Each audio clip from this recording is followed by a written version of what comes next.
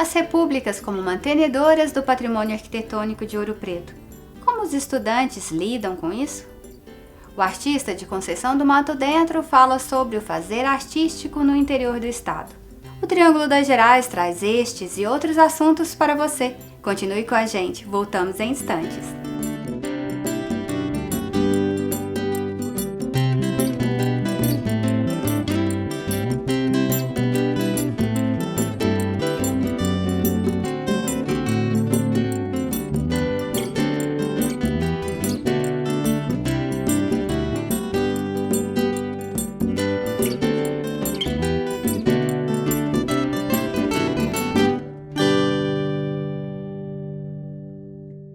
Patrocínio Algar, gente servindo gente.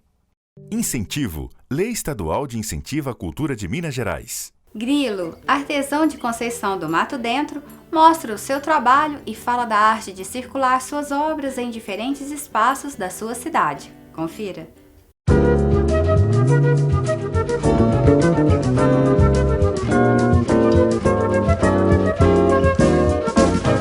Quando eu vim de BH, eu vim até com uma carga muito urbana, assim, de escola, né? De escola Guinhar, que eu fiz faculdade na Guinhar, até um certo ano também, não cheguei a formar.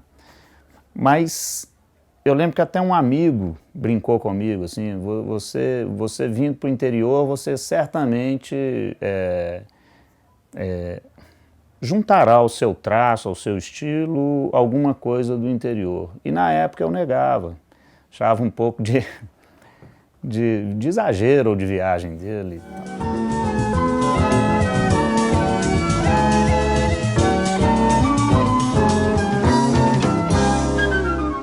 Mas é impressionante como que, à medida que a gente vai convivendo no lugar, né, as cores, a cor da terra, essa coisa do interior, né, da cultura local mesmo. Inclusive tem obras com título de artesão, né, de homem do mato dentro.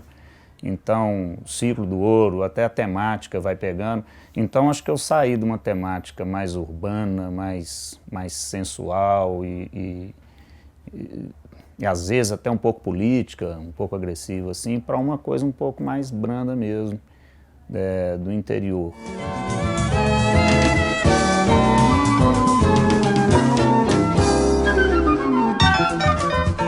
O Ciclo do Ouro foi a primeira, ela foi inaugurada em 2001 e na época foi feita através de lei de incentivo. Foi até o primeiro ano da lei de incentivo, ela entrou na lei em 98 e com todo o processo de arrecadação, essa demora toda, ela foi inaugurada em 2001. E a princípio em cimento, porque não conseguiu se arrecadar o valor total para fazê-la em bronze. Depois de anos, no ano passado, agora em 2012, nós entramos com ela novamente na lei de incentivo e a Mascarenhas Barbosa Rosquay, que é uma firma terceirizada da Anglo aqui na cidade, patrocinou esse projeto. Aí nós conseguimos, através de uma parceria que a gente já tinha também em BH, com uma fundição, com trabalhos anteriores, fazer um trabalho de qualidade, assim, de fundição para essa peça.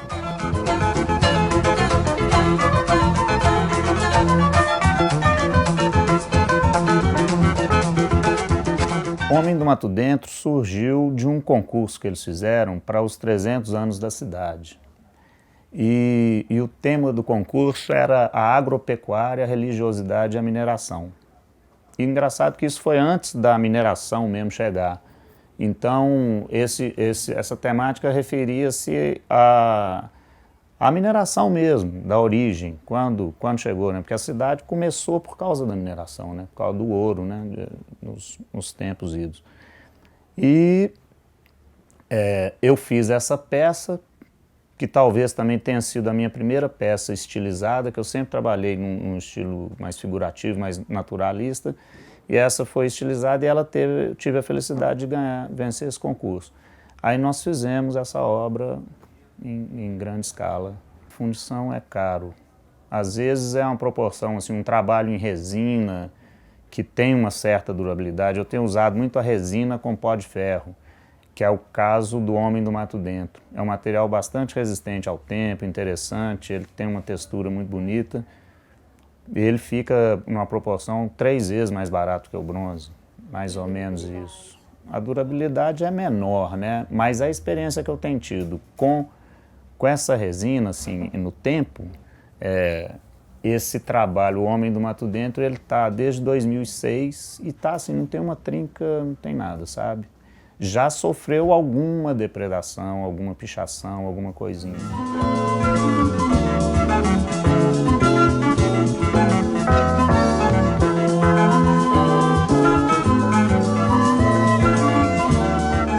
Esse personagem, Homem do Mato Dentro, ele está muito por aí, né? Muito presente, mesmo na região, né? Mesmo na região do Cerro, Diamantina, essa figura que é religiosa e que trabalha com agropecuária e com mineração, né? Então ela está muito presente no dia a dia dessa região. E eu tenho parentes em roça, né? Tenho origens por aí, e eu acho que essa coisa Homem do Mato Dentro porque se chama Conceição do Mato Dentro por causa da Nossa Senhora, né, da padroeira. Mas homem, a palavra mato dentro, juntando com essa coisa da ecologia que está em voga ultimamente, eu acho que é uma palavra bonita, sonora. Então, pus esse título.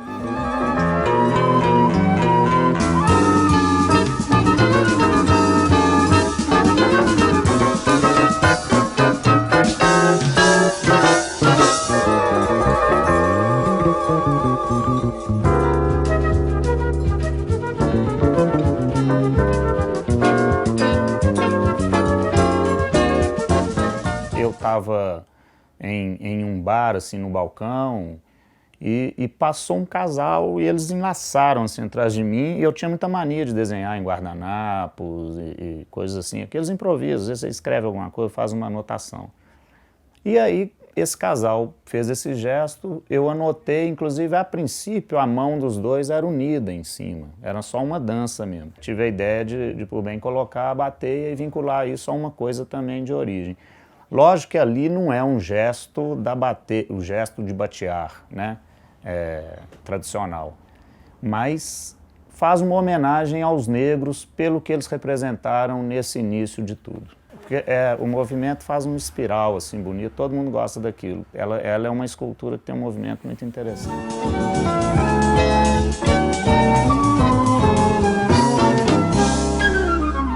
A matéria-prima inicial da escultura até não tem muita dificuldade, porque você parte primeiro de um desenho, né, de um esboço, depois esse esboço, essa peça ela é feita normalmente com 40 centímetros, que é até uma coisa usual assim, dos escultores antigos, até os renascentistas faziam isso.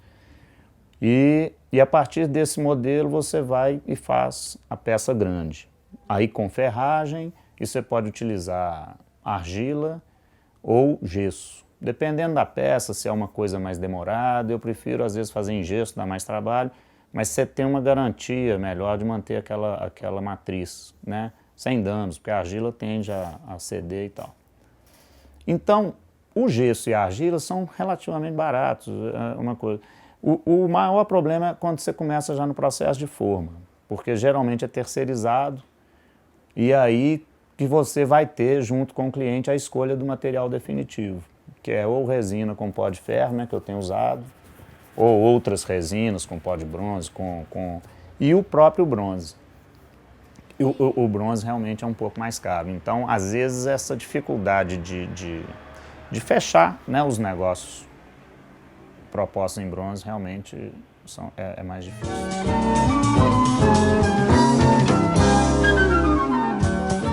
Sobre o ciclo do ouro, que teve uma vez que eu estava restaurando esse trabalho, porque houve a de cimento ela foi muito agredida.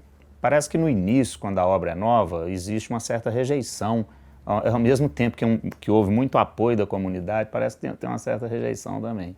Mas são dois casos engraçados. Eu estava na praça e eles tinham pintado a genitália dela. É uma peça nua, de nus, assim. E eu estava lá recuperando aquilo e para um ônibus. do lado, assim, todo mundo olhando aquele gesto, assim, ficou uma coisa meio... Eu fiquei numa cara dura danada, porque, né, parecia um gesto um pouco obsceno. E teve uma outra muito engraçada, que chegou um senhor, foi um dia também que eu estava fazendo algum reparo nela, e tinha alguns amigos próximos, assim, e um senhor da roça, assim, chegou falando que estava passando muito mal, com uma palpitação no coração. E ele, nós falamos, o senhor quer que a gente leve o senhor ao hospital, o senhor quer alguma ajuda e tal? E ele encostou na escultura e falou assim, não precisa não, meu filho, esse santo aqui já me melhorou. E ele nem olhou para cima para ver o que era, na verdade. Não era santo nada, né?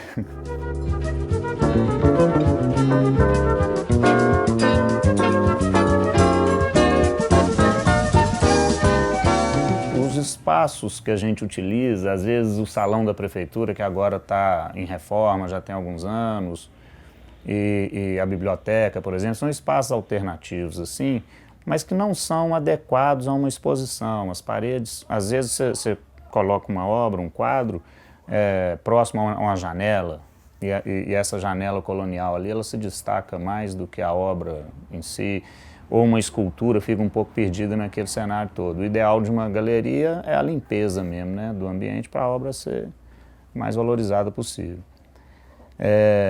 Tem a Casa de Cultura, né, que agora eles reabriram, mas também tem um pouco dessa precariedade, por causa da estrutura física mesmo do prédio.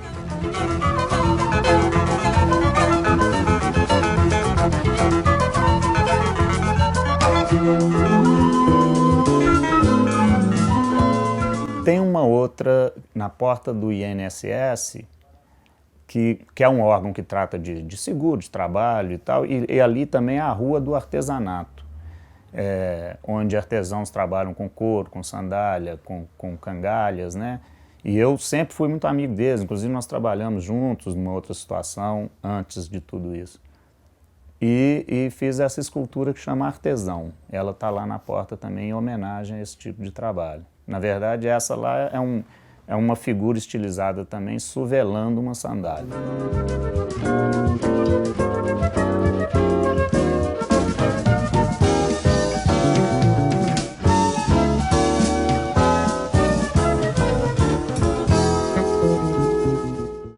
Continue com a gente, o Triângulo das Gerais volta já já.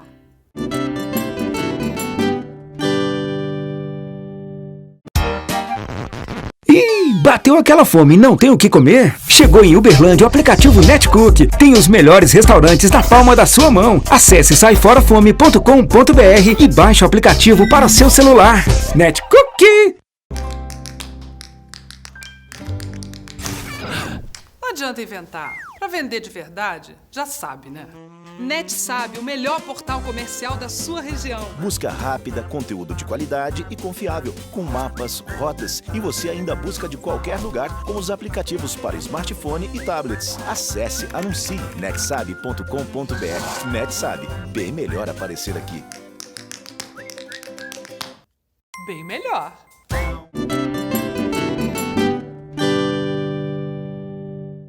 Como os estudantes lidam com a preservação das casas coloniais tombadas como patrimônio histórico em Ouro Preto? Veja a seguir.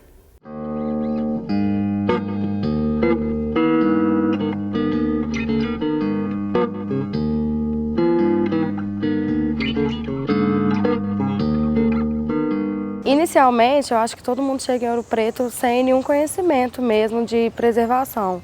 Porque você não lida muito, é só quem talvez já morou em alguma cidade histórica que tem esse conhecimento. Então, por exemplo, eu vim em Sete Lagoas, lá eu não tinha nenhum contato com questão de preservação de patrimônio, isso eu só vim a ter quando eu cheguei aqui em Ouro Preto. Então, realmente, quando você chega na cidade, você é cru nisso, você não sabe, você não tem conhecimento técnico, nem conhecimento mesmo de curiosidade sobre a questão de preservação do patrimônio. E muita gente, por mais que saiba, aprende, não vê a real importância dessa preservação. Então, muitas vezes, eu tenho que preservar porque o IFAM manda. Mas não acho que seja por isso. Eu acho que tem toda uma questão histórica por trás. E talvez se tivesse algum curso, eu não sei qual seria a palavra ideal, mas seria uma coisa que todas as pessoas, quando chegassem aqui, aprendessem, tivessem real consciência de quão é importante a preservação do patrimônio.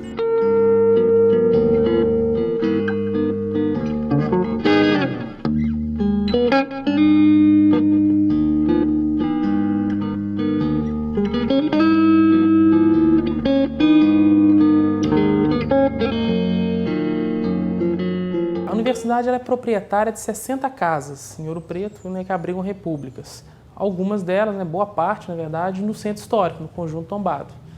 Essas casas, algumas a UFOP adquiriu, outras vieram para o patrimônio da UFOP em 1969, quando a universidade foi constituída, né?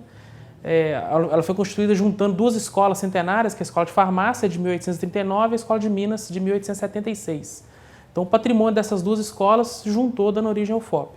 E algumas dessas casas vieram, então, junto com essa fusão, né? Outras também foram doadas com a transferência da capital de Ouro Preto para Belo Horizonte. Muitas casas foram entregues aos estudantes da Escola de Minas, da Escola de Farmácia, foram doadas. Algumas compradas pelos estudantes, que foram, então, ocupando esses imóveis para fins de residência.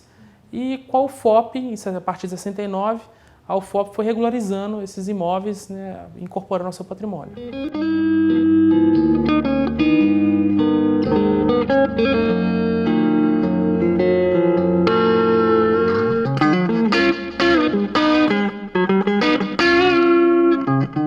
A UFOP hoje está passando por um momento muito legal, muito bacana com os estudantes, com a relação com as repúblicas, e a gente está evoluindo muito nesse ponto de preservação. Até alguns anos atrás, a gente pode colocar até 2005, 2006, a universidade não tinha muito controle sobre essas casas. Elas tinham uma autonomia muito grande, a universidade não sabia nem quem morava, né?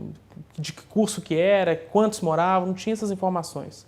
A partir de 2005, a gente começou a construir estatutos, normas internas, cadastros, e a gente foi avançando na regulamentação dessas casas, e hoje a gente tem um arcabouço jurídico legal que funciona entre a universidade e os moradores. E um ponto fundamental na preservação dessas casas que está lá nesse estatuto é que qualquer alteração no imóvel que está em perímetro tombado deve ser primeiro comunicado à universidade. E a universidade aprova ou não o projeto e submete, a universidade submete ao IPHAN e à prefeitura, né, para ter os devidos alvarás de construção. Antes, né, da gente ter essa regulamentação, cada estudante procurava os seus caminhos, né, junto à prefeitura e o IPHAN. Pulverizava, né, essa ação, e a universidade, enquanto proprietária, só tomava conhecimento de algum dano, de algum problema, quando ele já havia acontecido, né, geralmente através de intimações do Ministério Público ou da Justiça.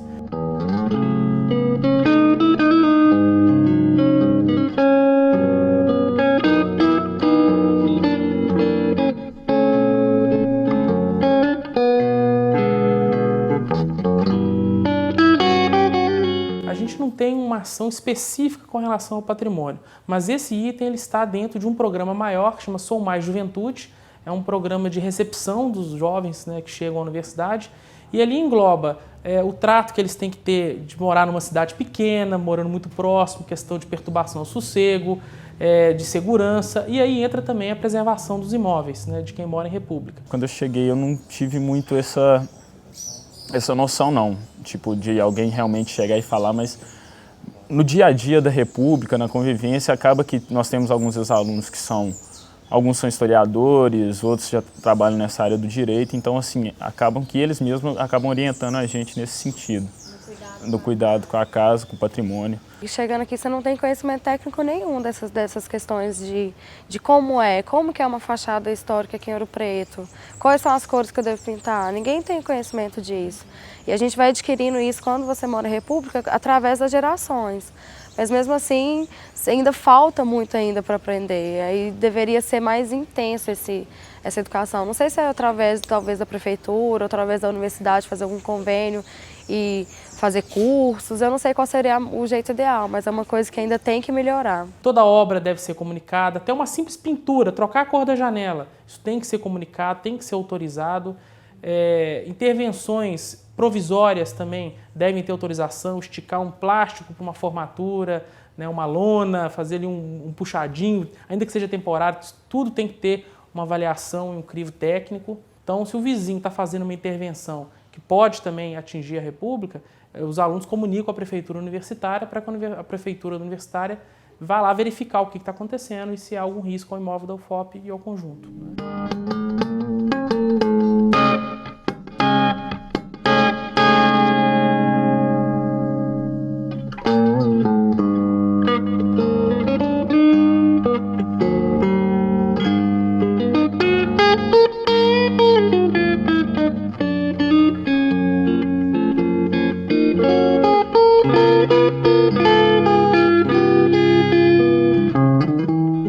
Eu tive duas experiências relativas a essa questão da preservação do patrimônio e tudo, bom, com repúblicas, uma foi a situação de uma república que iniciou a fazer uma obra, assim, uma prévia autorização, e que estava colocando em risco a estrutura da casa, em que houve uma interferência do IFAM, juntamente com a universidade, para que embargasse essa obra e eles reconstruíssem da maneira como era. E uma outra situação foi a de uma república também, a Canaã, no caso, que foi que eles estavam com necessidade lá de reformar todo um assoalho e tudo, e eles conseguiram, junto com seus ex-alunos, arrecadar uma grana e tudo, que é uma obra cara. Um dos grandes problemas, às vezes, da preservação do patrimônio é realmente o valor da manutenção desse patrimônio, que às vezes costuma ser muito mais caro do que colocar algo novo, né? E eles conseguiram, junto com ex-alunos e também arrecadando dentro da República, verba para reformar todo esse assoalho novo, de acordo com como era antigamente. A universidade hoje também ela vem não só nesse processo de transformação das novas intervenções, nessa atuação com os novos moradores, mas a universidade também vem resolvendo alguns problemas mais antigos. Nós ainda temos com o Ministério Público Federal alguns termos de ajustamento de conduta assinados, alguns compromissos de restaurar alguns imóveis, de desfazer algumas intervenções consideradas irregulares, e a gente também vem atuando nesse sentido. Algumas obras, inclusive, que a gente identificou como irregulares, a universidade está adotando providências para restaurar e chamando os alunos a arcar com as despesas dessa intervenção irregular. Então, a universidade ela tem atuado na área educativa, com os que chegam, e também na área aí, punitiva, coercitiva, daquelas obras que foram feitas sem a devida autorização. Então, são vários caminhos que a gente tem atuado na preservação.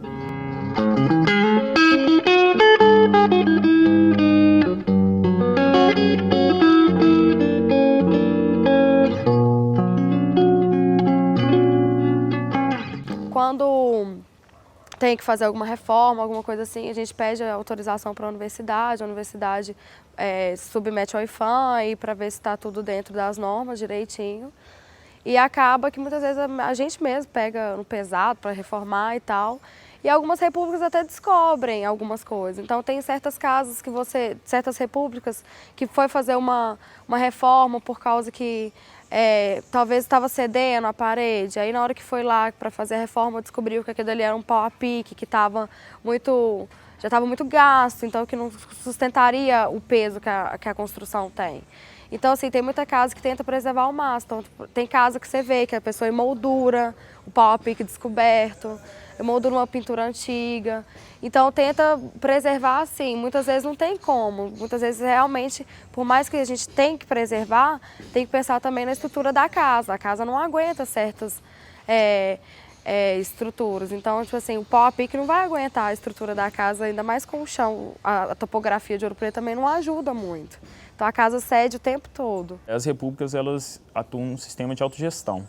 Então, assim, é uma sessão onerosa que acontece. A universidade cede o espaço para a gente, mas em contrapartida a gente é responsável pela manutenção do imóvel e tudo.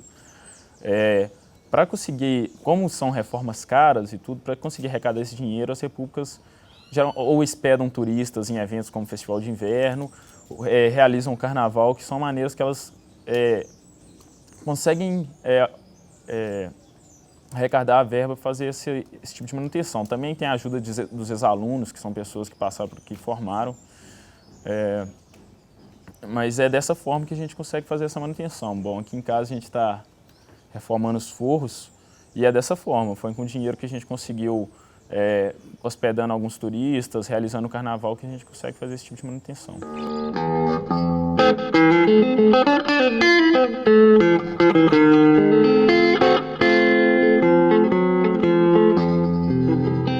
A maioria dos prédios da cidade, eles foram construídos no século XVIII.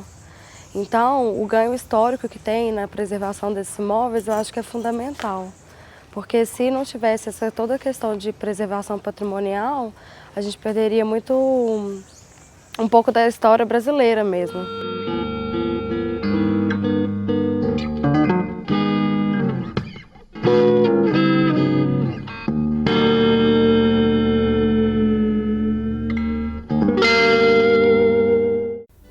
O Triângulo das Gerais fica por aqui, mas se você quiser saber mais sobre alguma matéria que foi exibida em nosso programa, acesse o site triangulodasgerais.com.br e até a próxima!